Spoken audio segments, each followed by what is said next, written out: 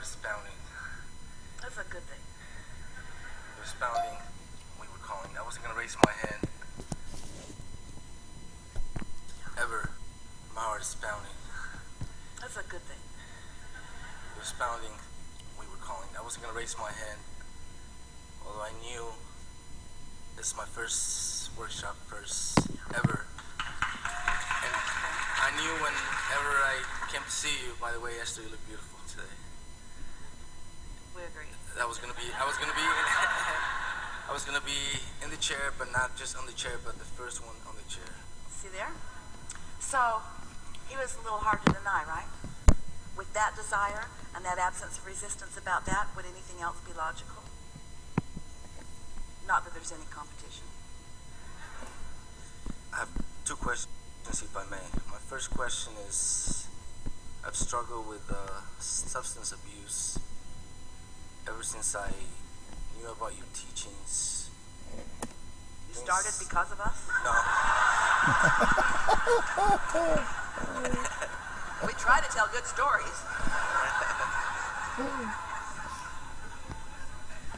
I've suffered through relapses through my entire life, and the last few that I had, you spoke with me,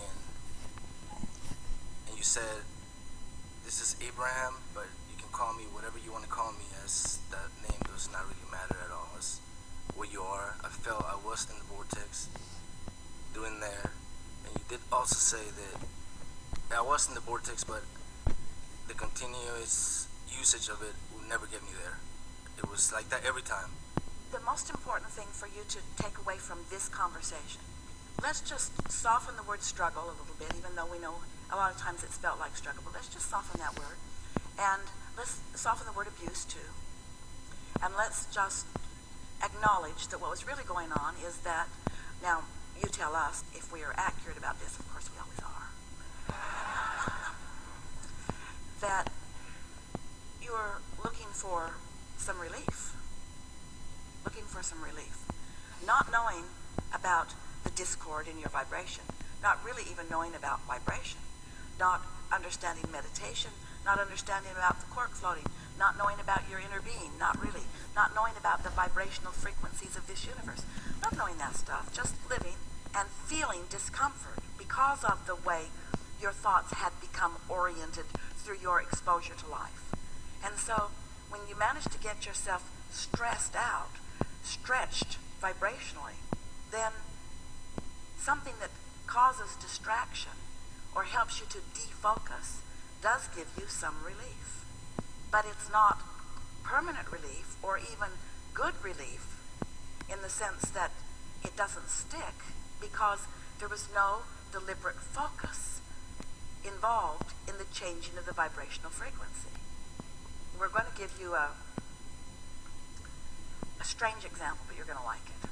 So let's say you are a lifeguard and you're committed to helping people not drown who seem determined to drown. Like Jerry. Say again? Like Jerry. And so you have hold of somebody who is just not only seeming determined to drown themselves, but to drown you too. So you just knock them out. Just knock them out. And for a while it goes better. In other words, now you can paddle them in. And so that's what a lot of people do with the drugs and alcohol and substances. It's their sort of last-ditch way of just stopping the vibrational frequency that is the point of attraction. So when you sleep, your withdrawal of focus slows momentum. And don't use this as an Abraham recommendation to go get high on something, because that is not what this is meant to be. But when you are distracted because of the substance, it does slow the momentum and it does give you a vibrational ease between this desire that is calling you and your unwillingness to go. For a little bit of time, you might be moving more in the direction of who you really are. For example, when you see someone, that's why they say, "I feel high." They feel less bound to the things that have been bothering them. And so let's just start by not calling it abuse. Let's call it misunderstood attempt at relief that was not long-standing.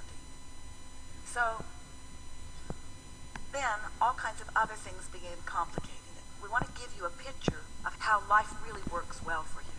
So contrast sometimes is hard, and it causes you to launch a desire. And your inner being gathers the cooperative components, and this desire gestates in this vibrational reality that we've been calling the vortex. And when you are in a state of clarity or in a state of joy, when you're not beating some drum, not calling yourself bad names, not focused on struggle, and not talking about self-abuse, when you are, for some reason, liking yourself a little bit, you receive an impulse or an idea. And when that impulse or idea comes, that is you in sync with you. Now, once you get a taste for that, and once you understand how you can accomplish that, what kind of thoughts you think in order to get into the receiving mode, and more important, you're able to personally witness and understand the correlation between how you're feeling and how things start turning out for you, then you're off and running. But if you are just feeling bad and then taking something, it's like putting Novocaine in your hand so that you can't feel the hot stove.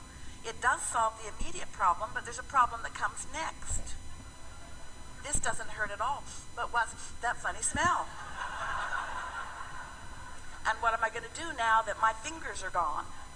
So you don't want to numb your emotional senses. You want them to be active so that you can guide your thoughts to harmonize with what's in your vortex so that you can be the realizer of the things that you are asking for. So it does not matter where you've been. It doesn't even matter where you are. What matters is where you're going from where you are. And an understanding of how this all works will give you some reason to focus. It will give you some, what some want to call motivation. We would prefer to call it inspiration. The better you feel, the more good ideas will flow to you, and you will recognize that you got an idea. That's why you're acknowledging that you have reached that place where you've begun to receive answers from your own inner being. And the answers that you're getting in the beginning aren't answers of exactly where to go and what to do and what's happening. Those aren't the kind of answers your inner being wants to give you. The answers that your inner being wants to give you and will give you initially are you're good and you're whole and you're worthy and it's going to be all right and we're with you and hang in there and it's going to get better and be easy about it and don't be so hard on yourself and think thoughts that feel better to you. That's the stream of consciousness that your inner being is offering to you at all times. Now, this really matters. Since you started out with this conversation about being in the receiving mode, and you definitely have been in the receiving mode of us and others, we want you to all understand that you are all in the receiving mode of something all the time. Because there are vibrational rivers and streams of frequencies and consciousness that are around you all the time. But the question that you want to ask yourself is, how do I feel as I am in this receiving mode? Because if you feel like some voice is saying to you to take up arms and go be vigilant and mow down a bunch of people, we promise you, you are not in the receiving mode of your source energy. But you are in some receiving mode. You're in that revenge receiving mode where rivers and streams of those who have felt disenfranchised have flowed thoughts, and every thought that has ever been thought still exists, you see. So you got to understand what your emotional guidance system is telling you, and then do your best to feel as good as you can feel, and then just follow the impulses that come. The most wonderful thing is when you recognize, as you watch the universe delivering nice thing after nice thing after nice thing to you, and we're talking about sweet children in the airport that just give you that look, or a sweet seatmate who just gives you a little piece of information that you were just wondering about, or on it goes. The stream of beneficiary, helpful thoughts and impulses that flow to you. Oh, that's the sweet spot of life. That's what you came for. You came to decide through contrast and to ask because you knew you would. and then to stand as best you can, as often as you can, as long as you can, in the receptive mode of alignment with that broader perspective who is flowing impulses and guidance to you at all times. But you got to decide, and life helps you to do it. You got to decide to stop beating up on yourself, because if you decide that you're not good or that you're not a receiver, or if you decide that you've done something wrong that is keeping you from being able to be the blessed one who can receive, then even though guidance and love is raining down all around you all the time, it's like you've got your umbrella up until you take some substance. Then you put your umbrella down, so you feel a little better, but you don't make the conscious correlation. So it's not a progressive thing. You don't make a vibrational difference in yourself. You just allow yourself to be soothed for a minute, and that's not bad. But you don't hold yourself in an improved set point that then positively affects you later. That's why drugs are a good idea if all you want's relief. Not such a good idea if you want relief to last longer than this moment. You know, have you ever said it when you see someone who has been under the influence of something, how they're full of themselves? You say it about your little kids too, who haven't been in the liquor cabinet yet. Mostly. You're full of yourself. Well, that's what happens when you stop holding resistance. You allow more of yourself in. And so that's why sometimes you feel less inhibited. Sometimes you feel less self-conscious. Sometimes you feel more able to cope with the relentless judgment of your fellow human beings. Care less about what they think when you're less able to focus on what they really mean. I love you too, man. When I was there in the vortex, was that really Abraham speaking through me, the words that, and the feelings and the vibrations that were going through me, or was that because of the use, like imaginary? You've experienced both, and you know the difference. You've experienced both, and you know the difference.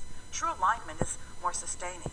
We would not look for your connection with your inner being under the influence, because as you are acknowledging it, you can't sort it out. So, main thing you said, after many years of being clean, that was our strongest communication. You did say you will write a book, one of many. And that is... Wouldn't that be a book that others would like to read?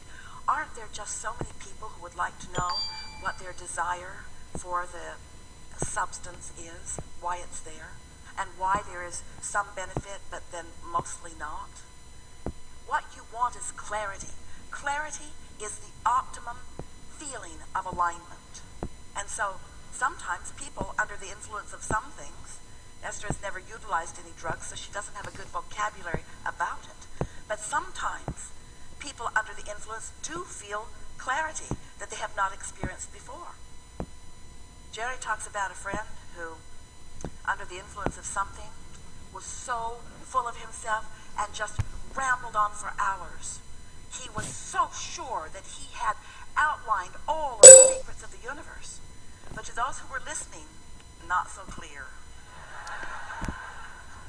And so you really want to be able to translate this vibrational frequency of source energy into a physical, tangible equivalent that you can understand.